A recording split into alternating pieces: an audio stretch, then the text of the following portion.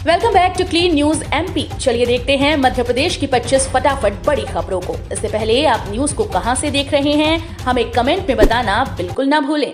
साथ ही हमारे Facebook page को भी फॉलो करें। फेसबुक पेज का लिंक डिस्क्रिप्शन में दिया गया है। मध्य प्रदेश में कर्मचारियों की कमी को लेकर सरकार चिंतित, विभागों से मांगी खाली पदों की जानकारी। मध्य प्रदेश में जिला और विभाग स्तर पर अधिकारियों और कर्मचारियों को खाली पदों को विधानसभा चुनाव 2023 से पहले भरा जा सकता है। इसके लिए सरकार विशेष भर्ती अभियान शुरू करने पर विचार कर रही है। इसकी तैयारी शुरू कर दी गई है। सामान्य प्रशासन विभाग ने सभी विभागों से दिसंबर 2022 की स्थिति में खाली और पदों की संवर्गवार जानकारी मांगी है। उनसे ये भी पूछा गया है कि पदोन्नति के कितने पद खाली हैं। करीब 20 विभागों ने ये जानकारी भेज दी है, तो शेष जल्द ही भेजने की तैयारी में जुटे हैं। ज्ञात हो कि प्रदेश में कर्मचारियों के 1 लाख से अधिक पद खाली हैं। 750 टीटी करेंगे ट्रेन में HHT से टिकट की जांच। पश्चिम मध्य रेलवे की सीमा से गुजरने वाली ट्रेन में अब TTE रिजर्वेशन चार्ट की मदद से टिकट की जांच नहीं करेंगे, बल्कि इसके लिए उन्हें रेलवे के द्वारा हैंड हेल्ड टर्मिनल दिए गए हैं। पमरे के जबलपुर मंडल में 344 TTE को HHT टैब दिए गए हैं। वहीं भोपाल मंडल में 196 और कोटा मंडल में 182 HHT मशीन्स दी हैं। इसके बाद अब टिकट चेकिंग स्टाफ को इन टैब को चलाने का खास प्रशिक्षण दिया गया है। इस नई डिवाइस का उपयोग जबलपुर मंडल के जबलपुर से निजामुद्दीन तक चलने वाली संपर्क क्रांति एक्सप्रेस से शुरू कर दिया गया है। एमपी शिक्षकों के लिए महत्वपूर्ण खबर, विभिन्न पदों पर होगी भर्ती। मध्य प्रदेश में जल्द शिक्षकों की भारी भर्ती देखने को मिलेगी। दरअसल इसके लिए प्रक्रिया शुरू कर दी गई है। सूत्रों की माने तो अतिथि शिक्षकों के मिलाने के बाद अभी भी मध्य प्रदेश में 60,000 से अधिक पद खाली हैं, जिस पर 20,000 से अधिक शिक्षकों की नियुक्ति की प्रक्रिया को शुरू किया गया है। इधर अतिथि शिक्षकों की नियुक्ति के अलावा MPPEB के द्वारा आयोजित MPTET परीक्षा 2018 की मेरिट लिस्ट के 14,000 से अधिक उम्मीदवारों को नियमित शिक्षकों की नियुक्ति देने की प्रक्रिया को पूरा किया जा रहा है। 9वीं से 12वीं के छात्रों के लिए बड़ी अपडेट, ब्लूप्रिंट, अंक विभाजन सहित प्रश्न पत्र पर नवीन जानकारी।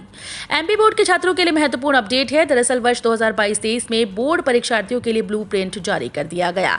इस ब्लूप्रिंट के साथ ही कई बड़ी अपडेट सामने आई हैं। नए सत्र 2022-23 के मई माध्यमिक शिक्षा मंडल द्वारा वार्षिक परीक्षा पत्र में बदलाव किया गया है। ब्लूप्रिंट देखकर स्पष्ट होता है कि कक्षा 9वीं के प्रश्न पत्र 100 नंबर के न होकर 75 नंबर के बनाए जाएंगे। वहीं इसके लिए 22 प्रश्न पूछे जाएंगे, जबकि अन्य विषयों के लिए प्रश्न नंबर की संख्या भी अलग अलग निर्धारित की गई है। जानकारी के मुताबिक 1 से 4 तक 33 वस्तुनिष्ठ प्रश्न होंगे।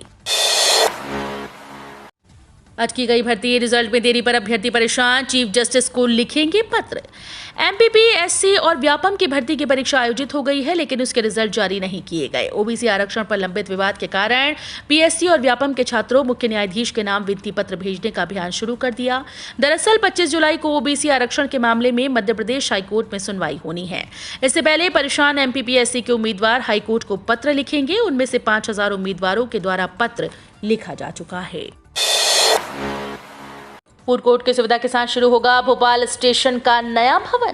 भोपाल रेलवे स्टेशन के प्लेटफॉर्म 1 की ओर नए भवन की शुरुआत अब फूड कोर्ट सहित अन्य सुविधाओं के साथ होगी। इसमें कम से कम 1 माह का समय और लगेगा। अब इसे 15 अगस्त के पहले शुरू करने की योजना है। पूर्व में इस भवन को भूतल पर टिकट काउंटर व अन्य सुविधाओं के साथ चालू करने की योजना थी, जिसमें मामूली सा बदलाव किया गया है। दरअसल बुधवार को DRM सौरभ बंदोपाध्याय स्टेशन का निरीक्षण करने गए थे। निरीक्षण का मुख्य केंद्र बिंदु नया भवन था, जिसमें DRM अधिकारियों के साथ करीब 1 घंटे रहे। उन्होंने भूतल पर यात्रियों के लिए दी जाने वाली व्यवस्थाओं की समीक्षा की।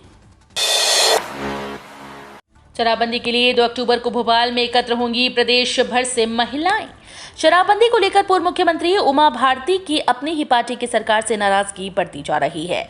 उन्होंने कहा कि 2 अक्टूबर को शराबबंदी की मांग को लेकर प्रदेश भर से महिलाएं भोपाल पहुंचेंगी। बुधवार को राम राजा सरकार के दर्शन करने ओरछा पहुंची उमा ने बंद कराई गई शराब दुकान फिर से खुलने पर दुख जताया। उन्होंने ट्वीट कर कहा कि ओरछा के माथे का कलंक, शराब की वो दुकान फिर से खुल गई, जिसे मेरे विरोध के बाद बंद किया गया था। दूसरे चरण में मतदाताओं ने दिखाया उत्साह, 72% मतदान। प्रदेश में दूसरे चरण के नगरीय निकाय चुनाव की मतदान प्रक्रिया पूरी हो गई है। इस बार मतदाताओं ने उत्साह दिखाया। सुबह से मतदान केंद्रों पर लाइन्स लगी रहीं। मतदान का क्रम देर शाम तक चलता रहा। 43 जिलों के 5 नगर निगमों, 40 नगर पालिकाओं और 169 नगर परिषदों के लिए 72% से अधिक मतदाताओं ने अपने मताधिकार का उपयोग किया। इसमें 70.1% महिला और 73.9% पुरुष शामिल हैं। मध्य प्रदेश में जोरदार बारिश, नर्मदापुरम में बाढ़ की आशंका, रेड अलर्ट जारी। अलग अलग स्थानों पर बनी 3 मौसम प्रणालियों के असर से बंगाल की खाड़ी से बड़े पैमाने पर नमी आने का सिलसिला बना हुआ है, जिसके चलते मध्य प्रदेश में रुक रुक कर वर्षा का दौर जारी है। इसी क्रम में बुधवार को सुबह 8:30 बजे से शाम 5:30 बजे तक खंडवा में 62, उज्जैन में 24, धार में 23, खरगोन में 18, रतलाम में 9, मंडला में 6, भोपाल में 5.6, पचमढ़ी में 3, मलाजखंड में 3, इंदौर में 2.4 मिलीमीटर बारिश हुई। मौसम विज्ञानियों के मुताबिक गुरुवार को भोपाल, नर्मदापुरम, जबलपुर, शहडोल, सागर, इंदौर, उज्जैन संभाग के जिलों में भारी बारिश होने के आसार हैं। मध्य प्रदेश में फसल बीमा के लिए अब खसरों से होगा पंजीयन का मिलान। मध्य प्रदेश में खरीफ फसलों का बीमा 31 जुलाई तक किया जाएगा। इसके लिए किसानों के पंजीयन से अब खसरों का मिलान कराया जाएगा। ये प्रक्रिया इसलिए अपनाई जा रही है ताकि प्राकृतिक आपदा से फसल प्रभावित होने पर किसानों को बीमा राशि मिलने में कोई परेशानी ना हो। अभी किसान एक खसरे पर 2 बैंकों से बीमा करा लेते हैं। इसकी वजह से बीमा मिलने में परेशानी होती है। 10वीं 12वीं रिजल्ट पर बड़ी अपडेट। यूजी एडमिशन की अंतिम तिथि पर यूजीसी ने विश्वविद्यालयों को दिए निर्देश, छात्रों को मिलेगा लाभ। सीबीएसई के अनुरोध पर यूजीसी ने बड़ा फैसला किया है। दरअसल यूजीसी ने सभी यूनिवर्सिटीज, उच्च संस्थानों को निर्देश दिए कि सीबीएसई के 12वीं के रिजल्ट की घोषणा के बाद यूजी प्रवेश प्रक्रिया अंतिम तिथि की प्रक्रिया तय करें। सीबीएसई 10वीं 12वीं के परीक्षा परिणाम जारी नहीं किए गए। वहीं कई संस्थानों के द्वारा यूजी में प्रवेश के लिए नोटिफिकेशन जारी कर दिया गया था, जिससे छात्रों को अपने भविष्य की चिंता सताने लगी थी। 21 साल के युवा भी बन सकेंगे नगर पालिका और नगर परिषद के अध्यक्ष। मध्य प्रदेश में अब 21 साल या उससे अधिक आयु का युवा नगर पालिका व नगर परिषद का अध्यक्ष बन सकेगा। इसके लिए सरकार ने अध्यक्ष पद के लिए पात्रता आयु में मध्य प्रदेश नगर पालिका विधि द्वितीय संशोधन अध्यादेश के माध्यम से नगर पालिका विधि एवं नगर पालिका अधिनियम में संशोधन किया है। इसमें यह प्रावधान भी किया गया है कि निकाय का कार्यकाल समाप्त होने के 2 माह पूर्व तक परिसीमन किया जा सकेगा। केंद्र सरकार का बड़ा फैसला, 18 से 59 आयु वर्ग को फ्री में मिलेगा कोविड टीके की एहतियाती खुराक। भारत में कोरोना की रफ्तार तेज हो गई है। आए दिन कोविड-19 के नए मामले सामने आ रहे हैं। कोरोना संक्रमण को देखते हुए केंद्रीय मंत्रिमंडल ने कोविड-19 रोधी टीके की एहतियाती खुराक को फ्री में देने का फैसला किया। 18 से 59 साल की उम्र वाले लोग सरकारी टीकाकरण केंद्र पर जाकर फ्री में टीका लगवा सकते हैं। केंद्रीय सूचना और प्रसारण मंत्री अनुराग ठाकुर ने प्रेस कॉन्फ्रेंस के दौरान केंद्र सरकार के इस फैसले की जानकारी दी। प्रधानमंत्री की अध्यक्षता में हुई कैबिनेट बैठक में इस प्रस्ताव को हरी झंडी दिखाई जा चुकी है। छात्रों के लिए महत्वपूर्ण सूचना, इस सप्ताह जारी होंगे 10वीं के परीक्षा परिणाम। CISCE के छात्रों के लिए महत्वपूर्ण अपडेट है। ICSE 10वीं के परीक्षा परिणाम जल्द जारी हो सकते हैं। मीडिया सूत्रों की माने तो ICSE 16 जुलाई तक 10वीं के परीक्षा परिणाम की घोषणा कर सकता है। Indian certificate of secondary education कक्षा 10वीं परीक्षा परिणाम 2022 इस सप्ताह शनिवार 16 जुलाई तक घोषित होने की संभावना है। ICSE 10वीं परीक्षा परिणाम 2022 16 जुलाई तक सामने आने की संभावना है। हालांकि अभी आधिकारिक पुष्टि नहीं हुई। परिणाम की तारीख की सूचना दी जाएगी। सुबह की रिपोर्ट, अब भी देश में 48 लाख टन से ज्यादा सोयाबीन स्टॉक में। The soybean processors association of India ने तेल वर्ष 2021-22 के लिए सोयाबीन और सोया मिल की आपूर्ति और उपलब्धता पर रिपोर्ट जारी कर दी है। सुबह के अनुसार बीते तेल वर्ष के मुकाबले इस वर्ष देश में सोयाबीन का उत्पादन ज्यादा रहा। आयात भी बीते वर्ष से ज्यादा रहा। हालांकि सीजन के दौरान मंडियों में आवक और प्लांट्स में क्रशिंग कम रही। इसके चलते जुलाई की स्थिति में अब भी देश में सोयाबीन का स्टॉक अच्छा बना हुआ है। सुबह की रिपोर्ट के अनुसार 1 जुलाई की स्थिति में देश के सोया प्लांट, ट्रेडर्स और किसानों के हाथ में सोयाबीन का स्टॉक 48.17 लाख टन है। कमजोर कामकाज से चांदी 850 रुपए सस्ती, सोने के रेट भी बढ़े। अंतर्राष्ट्रीय कामेक्स वायदे में सटोरियों की बिकवाली बढ़ने के कारण चांदी घटकर $19.30 प्रति औंस पर आ गई, जिसका असर घरेलू बाजारों पर देखने को मिला। हालांकि इंदौर में चांदी में मंदी है। चांदी 850 रुपए घटकर 57,450 रुपए प्रति किलो रह गई। इधर नीचे दामों पर ज्वेलर्स की सोने में छुटपुट लेवाली निकलने से भाव में आंशिक सुधार रहा। इंदौर में सोना 50 रुपए बढ़कर 52,125 रुपए प्रति 10 ग्राम पर पहुंच गया। हालांकि फिलहाल उपभोक्ता मांग बेहद कमजोर है। शाकाहारी यात्रियों को रेलवे ने दी सबसे बड़ी खुशखबरी। अगर आप पूरी तरह से शाकाहारी हैं और ट्रेन से सफर करना पसंद करते हैं तो ये खबर आपके काम की है। अब रेल से सफर के दौरान यात्रियों को पूरी तरह से सात्विक खाना मिलेगा। आपको बता दें कि इंडियन रेलवे की सब्सिडियरी IRCTC ने इस्कॉन के साथ करार किया। अब सात्विक खाना खाने के इच्छुक यात्री इस्कॉन मंदिर के रेस्टोरेंट गोविंदा से खाना मंगाकर खा सकेंगे। दूसरे वनडे आज विराट कोहली की होगी वापसी। भारत और इंग्लैंड के बीच आज यानी गुरुवार 14 जुलाई को लॉर्ड्स में दूसरा वनडे खेला जाएगा। ये मैच भारतीय समय के अनुसार शाम 5:30 बजे से शुरू होगा। पहले वनडे में टीम इंडिया ने 10 विकेट से जीत दर्ज की थी। ऐसे में रोहित शर्मा एंड कंपनी दूसरे वनडे में मेहमान टीम को हराकर सीरीज पर कब्जा करना चाहेगी। चोट के कारण पूर्व भारतीय कप्तान विराट कोहली पहले वनडे में नहीं खेले थे।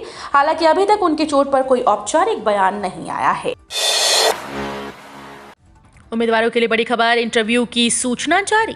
मध्य प्रदेश लोक सेवा आयोग के उम्मीदवारों के लिए बड़ी खबर है। Madhya Pradesh public service commission Indore के द्वारा सहायक संचालक किसान कल्याण तथा कृषि विकास क्षेत्र विस्तार साक्षात्कार की सूचना जारी की गई। इंटरव्यू की प्रक्रिया दिनांक 3 अगस्त 2022 से 5 अगस्त 2022 तक चलेगी। उम्मीदवारों को दिनांक 23 जुलाई 2022 से मध्य प्रदेश लोक सेवा आयोग की ऑफिशियल वेबसाइट पर उनका इंटरव्यू लेटर प्राप्त हो जाएगा। अगले सप्ताह महंगा हो जाएगा दूध। वित्त मंत्री के इस ऐलान के कारण बढ़ेंगी कीमतें। रोजमर्रा के उपयोग की वस्तुओं की बढ़ती कीमतों का असर घरेलू बजट पर होता है। ऐसे में वित्त मंत्री निर्मला सीतारमण के एक फैसले के कारण आम आदमी को आने वाले दिनों में फिर से एक बार बड़ा झटका लगने वाला है। GST में बढ़ोतरी पर वित्त मंत्री निर्मला सीतारमण के एक बड़े फैसले के बाद आने वाले कुछ दिनों में दूध महंगा हो सकता है। हाल ही में GST काउंसिल की बैठक के बाद कुछ आवश्यक वस्तुओं पर GST में फेरबदल किया गया। इसके बाद 18 जुलाई से कई जरूरी चीजों के दाम बढ़ने वाले हैं। 18 जुलाई से आपको रोजाना खाने पीने की चीजों के लिए ज्यादा कीमत चुकानी पड़ेगी। पेंशनर्स के लिए अच्छी खबर, नियम में संशोधन आदेश जारी। इन्हें मिलेगा फैमिली पेंशन सहित अन्य लाभ। केंद्र सरकार ने पेंशनधारियों सहित आश्रितों को बड़ा लाभ दिया है। दरअसल इस संबंध में रेलवे विभाग ने आदेश जारी कर दिए, जिसके मुताबिक पेंशनर्स के आश्रितों को पारिवारिक पेंशन सहित कई अन्य मदों का लाभ दिया जाएगा। बता दें कि कई बार पारिवारिक पेंशन की शर्तों को लेकर आश्रितों की पारिवारिक पेंशन रोक दी जाती है, जिस पर अब रेलवे ने नवीन आदेश जारी कर दिए हैं। नवीन आदेश के मुताबिक विकलांग पुत्र या पुत्री पारिवारिक पेंशन के लिए अपात्र नहीं होंगे। इससे पहले आश्रित विकलांग पुत्र या पुत्री के सारे पुनर्विवाह करते ही उनकी फैमिली पेंशन को बंद कर दिया जाता था। हवाई यात्रियों के लिए बड़ी खबर, अब ये लोग नहीं कर सकेंगे फ्लाइट का सफर। DGCA की तरफ से हवाई सफर के नियमों में बड़ा बदलाव किया गया है। नए नियम के तहत दिव्यांग यात्री फ्लाइट से सफर करने के लिए फिट है या नहीं, ये एयरलाइन कंपनीज नहीं तय करेंगी, बल्कि डॉक्टर तय करेंगे। यदि डॉक्टर टेस्ट में कोई उचित कारण बताकर फ्लाइट में चढ़ने के लिए मना करते हैं तो तब ही उस इंसान को फ्लाइट के सफर से मना किया जाएगा। एयरलाइन कंपनीज की रेगुलेटरी नागरिक उड्डयन महानिदेशालय की तरफ से एयरलाइन कंपनीज को दिए गए आदेश में कहा गया कि एयरलाइन विकलांगता के आधार पर किसी भी यात्री को फ्लाइट में सफर करने से मना नहीं करेगी। भारत में पेट्रोल कारों से भी सस्ते हो जाएंगे इलेक्ट्रिक वाहन। सरकार ने 18 से 5% की GST। भारत में इलेक्ट्रिक वाहनों की संख्या में तेजी से ग्रोथ देखी गई है। केंद्र और राज्य सरकारों ने कई प्रोत्साहन प्रोग्राम लागू किए, जिन्होंने देश को EV के इस्तेमाल को बढ़ाया है। हालांकि भारत सरकार ने बैटरी पैक पर GST को 18% से घटाकर 5% करने का एक और शानदार फैसला लिया। इसका मतलब है कि कारों के लिए GST से 13% घटाया जा रहा है, चाहे वे बैटरी से लैस हों या नहीं। जी हां, इस समय देश और दुनिया में सभी जगह पेट्रोल पर निर्भरता कम करने के लिए इलेक्ट्रिक वाहनों के निर्माण और इस्तेमाल दोनों पर ही जोर दिया जा रहा है। श्रीलंका जाने वाली 120 से ज्यादा फ्लाइट केरल में उतरी। सिंधिया ने की एयरपोर्ट की तारीफ। श्रीलंका ने बुधवार को आपातकाल की घोषणा कर दी गई। राष्ट्रपति गोटबाया राजपक्षे के सेना के एक विमान से देश छोड़कर मालदीव जाने के बाद यह घोषणा की गई। देश की संवेदनशील स्थिति को देखते हुए श्रीलंका जाने वाली करीब 120 से ज्यादा फ्लाइट भारत के केरल में उतरी। केंद्रीय उड्डयन मंत्री ज्योतिरादित्य सिंधिया ने संकटग्रस्त राष्ट्र की मदद के लिए त्रिवेंद्रम और कोच्चि हवाई अड्डे की सराहना की। सिंधिया ने एक ट्वीट में कहा, इन एयरपोर्ट ने ड्यूटी से परे जाकर श्रीलंका से आने वाली 120 से अधिक फ्लाइट को टेक्निकल लैंडिंग की इजाजत दी। ये व्यवहार पड़ोसी के साथ संबंधों को आगे बढ़ाने में मददगार होगा। उपभोक्ता की मर्जी के बिना होटल संचालक नहीं ले सकेंगे सर्विस चार्ज। शहर के होटल और रेस्टोरेंट में उपभोक्ताओं पर लगने वाले सर्विस चार्ज को लेकर प्रशासन ने निर्देश जारी कर दिया है। अपर कलेक्टर शेर सिंह मीणा ने बताया कि केंद्रीय उपभोक्ता संरक्षण प्राधिकरण के द्वारा होटल और रेस्टोरेंट में उपभोक्ताओं पर लगाए जाने वाले सर्विस चार्ज को लेकर उपभोक्ता की मर्जी अहम है। उन्होंने बताया कि उपभोक्ता की सहमति के बिना किसी भी प्रकार अतिरिक्त चार्ज बिल में नहीं लगाया जाएगा। ये निर्देश 4 जुलाई से शहर के सभी होटल और रेस्टोरेंट पर प्रभावी होगा।